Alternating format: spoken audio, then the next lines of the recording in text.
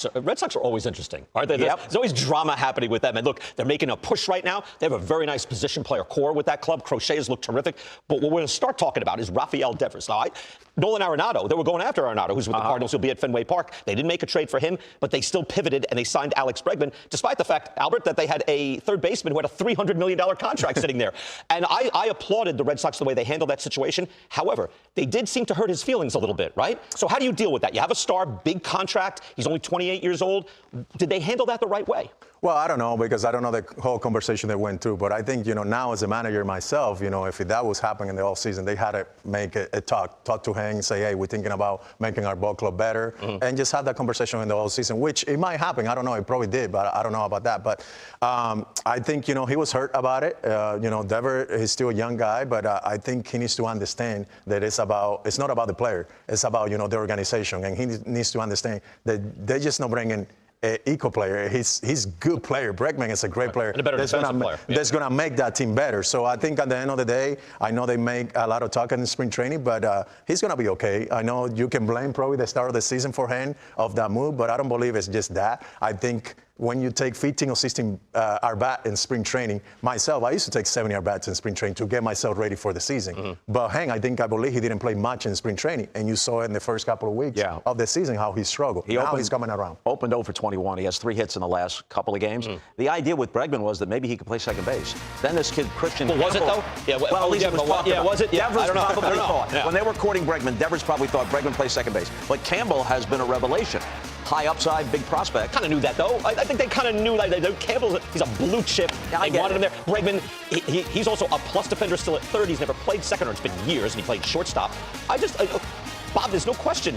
His feelings were hurt, right? Look, I'm big on do your job, just get out there. But he felt something. We heard he wasn't clued in during the process, and he is at this point, or was, the face of the franchise and the only real connection, other than Cora, to the 2018 World Champions. And that's what I was gonna say. The way that he expressed himself in spring training, it looks like they never, even came to hang and discuss that. But at the end of the day, the organization, they pretty much own you. They do whatever they want. But I think out of respect, they should have called him, because he was at that moment, and he still is the face of that organization. You want everybody on board, and no matter what, your big money guys, you definitely want them on board. He's part of the future. All right, the other big story in baseball this week, torpedo bats. Where are you on that, Albert? Because what? I don't know. I haven't seen one yet. Yeah, but we got them up there for you.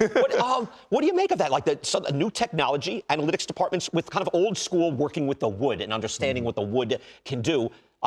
Were you obsessive about bats, or were you not? Where were you? I was crazy about my bat. I worked 3 years with Marucci to try to design my bat, and I finally got one, the I-13. I make some adjustment in my bat, but I called one of my guys, Kyle. He used to work for Marucci, and I asked him, "What do you got on this bat?" He's like, "Albert, the bat that you used to swing is almost the same bat, the torpedo bat, if you want to name it that, but there wasn't that much different in my bat than I used in my career." Did you have more mass down lowers? It was just more barrel, from the label, more barrel towards the end. But if I'm a pitcher right now and you're talking about this torpedo bat, I focus on throwing that slider and that sinker away, because it looks like, towards the end of the bat, that's where the bat is weaker, and stay away from that barrel. Well, that's what Brad Lidge was thinking there, but it didn't work out for him. That's what my image of you swinging is you're the classic thin handle sledgehammer, because you're a big man who swings and brings the hammer down.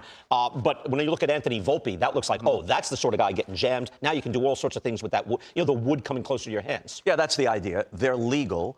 If baseball decides, with enough of a sample size to actually make an intelligent judgment, if they decide that this is some kind of distortion, it's a little bit like the NFL contemplating whether you're going to outlaw the tush push. It's legal, that but should be illegal. Maybe we don't. Nonsense. Maybe they don't like it. That's a bad job. So, but there's not enough information yet to base it on. Though. Why? I don't even know why this is. I see it as just good. And plus, we could use a little offense. Yeah, again, I'm not home run happy, but I'm singles and doubles happy. I know you would be too, right? Why not? Yeah, sure. And on the other hand, Ohtani doesn't use it, Soto doesn't use it, Judge doesn't use it. No. Would you use it? If I was playing, why not? Just try something new. If it works, why not? But I think also I would love to hold one just with the balance, because for me it was all about the balance. I didn't want to feel the top too heavy. I wanted the balance to feel all the way bottom to the bottom of the knot when I design my bat. So I would love to hold one just to see how the balance is. Right. I'm saying, like Cody Bellinger has talked about, he loves the balance. Exactly. Pat Murphy, the Brewers manager, is quoted this morning in the New York Post by our colleague John Heyman. Put it this way: "It's not the wand, it's the magician." Yeah, but the one makes a difference. Yeah, I'm just saying, sometimes it's it a good does. quote. Sometimes it does. Tools are how humans got off the savannah, Bob. But let's not go there. You see, you thought you'd go deadball, you'd be before me. No, you won't. I enjoy working with an anthropologist. Back from the West Coast and here to tell JP Morosi on the inside corner. Good morning, by the way. Did you get the pancakes at the griddle that I told you about? I got pancakes, actually French toast yesterday morning. It was fantastic. So great recommendation there from D-Row.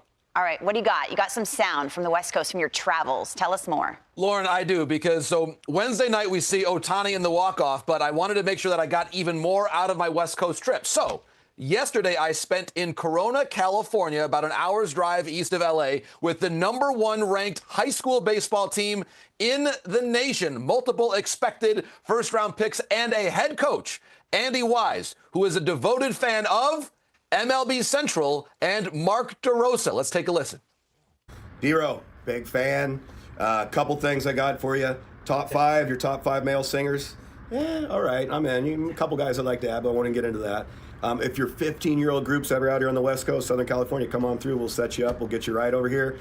And made sure to get in the gym today to sculpt up a little bit. And I won't widen out the back for you today and compete because I see your work and I'm impressed. So keep it up. Big fan, like I said, and hope to one day get to meet you, my brother. So, D-Row, how about that? That fires me up, JP. D-Row, we got like 3 or 4 inside jokes of MLB Central in one 30-second soundbite nice. from the great Andy Wise. You can tell he watches the show all the time. And D-Row, you'll love this. Being at that ballpark, you get a real sense for the amount of talent, certainly at that high school, but just the way in which youth baseball around our country connects so much with our network and the next generation. And D-Row, I'll tell this, and you can show this with Brooks and his teammates. What I saw after the game, which, by the way, was a 21-0 win for Corona High School, this team is unreal. But I saw this.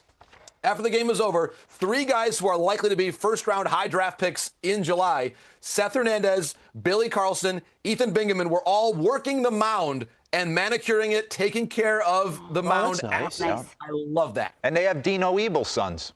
Third Exactly. base coach of the Dodgers. That's the other part of the story. That's Brady. So Brady Ebel, Trey Ebel, both had great games. They have a young man, Gavin Flores, going to Creighton. It's amazing how much talent there. But remember these names, D-Row, because A, they want to play your team, and B, we're going to be talking about them a lot at the draft and beyond. JP, you had a nice trip out west. You witnessed Shohei greatness and Freddie Freeman now on the injured list. We heard the news yesterday, that ankle bothering him. If any team can cover it, it is the Dodgers. What's their plan? What do you know? For now, Lauren, we'll probably still continue to see a lot of Kike Hernandez over at first base, especially tonight. They face the Phillies and lefty Jesus Luzardo. But certainly this is some adversity for the Dodgers. Long before the Ohtani heroics on Wednesday night, there were some defensive issues that they encountered around the infield, which I think perhaps that's an area where Kike just has to spend more time to get comfortable at first base. In fairness to him, he's a great defender, but he's not often at first base. So they'll be without Freddie for a while. It's just difficult timing. He's trying to get himself back on the healthy track after all the time that he missed towards the end of last year and what he battled through during the course of the postseason. So a tough time for Freddie. We're still waiting on the other side of the move for the Dodgers to see who's going to be activated. But again, I expect it's going to be Kike Hernandez, who has such a flair for the big moment, Lauren. He'll be back in there, I would expect, tonight against the lefty, Luzardo. They are not the only team dealing with an injured star. Baltimore going through it as well. A strained intercostal for Gunnar Henderson. Give me good news. Baltimore fans need it. Yes, the good news is, Lauren, that the Orioles expect to have Gunnar Henderson back tonight for his season debut. So great news indeed for the O's. They've had a good combination of Mateo and Holiday playing shortstop in the interim. And Jackson's off to a good start, by the way. But certainly Henderson is an MVP-type candidate. We've talked about it before. Maybe a player on Team USA the next WBC because of how great he is. But there's what Gunnar Henderson did last year, an MVP candidate. So getting him back against a fellow playoff team tonight in the Kansas City Royals and Seth Lugo, who is so tough against both righties and lefties. So getting one more big-time impact lefty bat in the lineup will be huge for manager Brandon Hyde. That balance of getting him back and taking it slow. JP Morosi on a Friday. You need artwork, by the way. Make it happen. I know. I got to work on that. Next week. Have a great weekend, You're Lauren. the Thank you best. so much. Have a good one.